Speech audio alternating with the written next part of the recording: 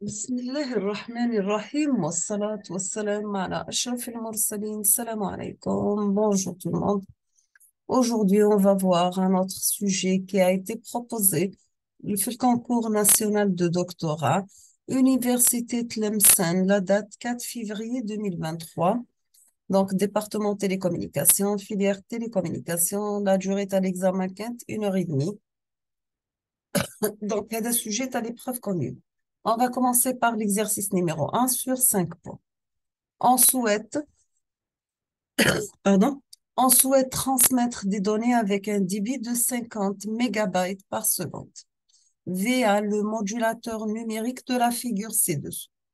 Vous avez le input QIC, premier canal, donc first channel, 2 to 4 level converter, product modulator, band pass filter, linear summer and band pass filter. Band pass filter, vous avez multiplié par cosinus de pi f0 plus 90 product modulator, cube channel 2 to 4 level converter, product modulator, band pass filter, linear sum pour avoir filter pass band. Première question, quel type de modulateur s'agit-il? Donnez la valeur de la rapidité de modulation à la sortie de ce modulateur. Deuxièmement, vous avez les codeurs utilisés dans ce modulateur sont de type 2 par 4. Leurs tableaux sont donnés ci-dessous. Donc, vous avez le I ici, donc 0,0, output c'est 0, moins 0,541 volts. Pour 0,1, vous avez la sortie, c'est moins 1,307 volts. 1,0, vous avez la sortie, c'est plus 0,541 volts. 1,1, la sortie, c'est 1,307 volts.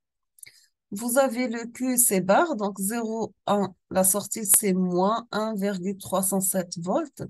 0,0, la sortie, c'est moins 0,541 volts. 1,1, la sortie, c'est plus 1,307 volts. 1,0, la sortie, c'est plus 0,541 volts. On vous demande d'écrire les expressions mathématiques des signaux modulés pour 4 états au choix à la sortie du modulateur. B, nous supposons que la fréquence de la porteuse égale à 70 MHz et la rapidité de modulation est égale à la longueur de bande d'occupation du spectre BW.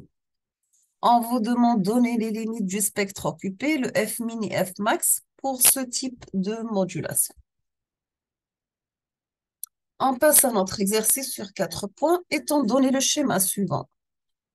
Donc, vous avez une entrée en fréquence EF qui passe à travers un filtre GF pour avoir un signal de sortie S de F. Vous avez que G de F est un filtre passe-bas sans gain est égal à grand A.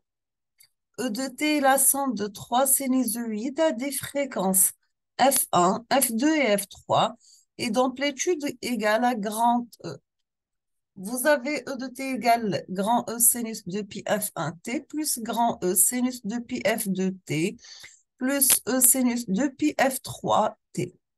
On vous demande d'écrire grand S en fonction de G et E, grand E bien sûr, et déduire S de T en fonction de petit g et petit e en utilisant l'opérateur de convolution.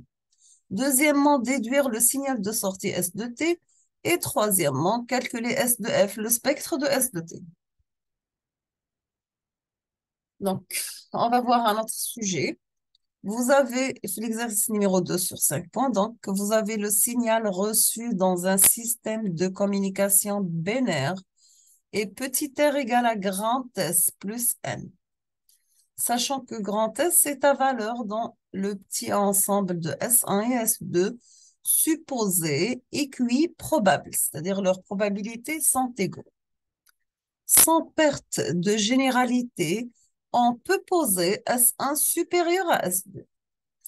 Et on peut aussi poser le problème sous la forme du test à deux hypothèses. Vous avez H1, donc R égale à S1 plus N. Pour grand H2, vous avez R égale à S2 plus N.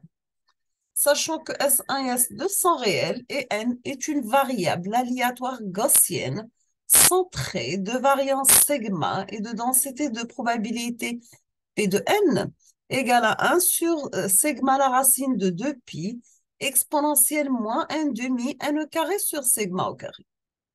On pose ρ égale S1 moins S2 divisé par 2 sigma au carré. La première question, on vous demande d'écrire la loi de R conditionnelle aux deux hypothèses H1 et H2. Vous avez, c'est-à-dire que la probabilité de R sur S1 et PR sur S2. D'accord? Deuxièmement, déterminer la règle de décision optimale, le seuil de comparaison sigma basé sur le test de vraisemblance suivante. Pour H1, la PR slash S1, donc la probabilité de R sachant S1 supérieure à la probabilité de S2, la probabilité de R sachant S2 est inférieure à la probabilité de S1. Troisièmement, on vous demande de déterminer en fonction de ρ l'expression de la probabilité d'erreur. On passe l'exercice numéro 3 sur 6 points. Sachant que l'exercice aide à la solution T of la chaîne. Soit un signal x de t représenté ci-dessous. Donc, x de t est égal à l'équation d'une rampe entre moins 2 et moins 1, égale une constante entre moins 1 et 1 qui est égale à 1, et une autre équation à une droite qui est entre 1 et 2. On vous demande de déterminer l'expression de x de t. Deuxièmement, calculer l'énergie totale et la puissance moyenne totale de x de t. Troisièmement, représenter la fonction dérivée y de t est égale à la dérivée de x de t par rapport à t et déterminer sa transformée de Fourier grand y de f. Quatrièmement, en déduire la transformée de Fourier grand x de f. Et représenter le signal z de t qui est égal à x de t moins 2 moins x de t plus 2 et en déduire son spectre z de f. Maintenant, on va voir un autre sujet qui a été proposé spécialité communication et réseau sans fil. Et on va commencer par l'exercice numéro 1 sur 9 points. Vous avez un ingénieur qui souhaite faire une planification cellulaire en considérant des cellules pentagonales de 5 km². Le motif complet considère 720 canaux pour la gestion du trafic au sein du réseau. Dans un premier temps, l'ingénieur souhaite savoir le nombre de clusters qui doivent être reproduits pour pour couvrir un territoire de plus de 4500 km². La première question, on vous demande de combien de clusters de taille 7 sont nécessaires pour assurer une couverture globale. Deuxièmement, calculer la capacité, c'est bien le nombre de canaux du système proposé. Vous avez que cette planification sera attribuée à une région de 250 habitants par km² et elle sera répartie sur 3 opérateurs GSM. Vous avez pour l'opérateur numéro 1, 25% des cellules avec cette fréquence chacune. Pour l'opérateur 2, 45% des cellules avec 9 fréquences chacune. On suppose que le trafic moyen des usagers est de 20 milli. Le nombre des taux de signalisation représente 1 sur 10 de TCH et le taux de perte des appareils est de l'ordre de 2%. Quel est le nombre d'abonnés maximal par cellule? Troisième question, on vous demande de déterminer le trafic offert par cellule pour chaque opérateur. Quatrièmement, on déduire le nombre d'abonnés supportés par cellule. Cinquièmement, calculer le nombre d'abonnés servis par chaque opérateur. Sixièmement, déduire le pourcentage d'abonnés de chaque opérateur au niveau de cette ville. Septièmement, calculer le SNR, le rapport signal sur bruit de ce système. Si la région étudiée est une zone rurale avec un cluster de taille 7. On passe l'exercice numéro 2 sur 6 points. Donc, soit un réseau cellulaire où la durée moyenne d'appel est grand H égale à 2 minutes, Le nombre de canaux disponibles pour le système est 395 et on veut que la probabilité de blocage ne dépasse pas 0,1%. Premièrement, c'est le facteur de réutilisation de fréquence grand N égale à 7. Combien de canaux est disponible par cellule? Deuxièmement, vous avez donné l'intensité de trafic supportée par chaque cellule.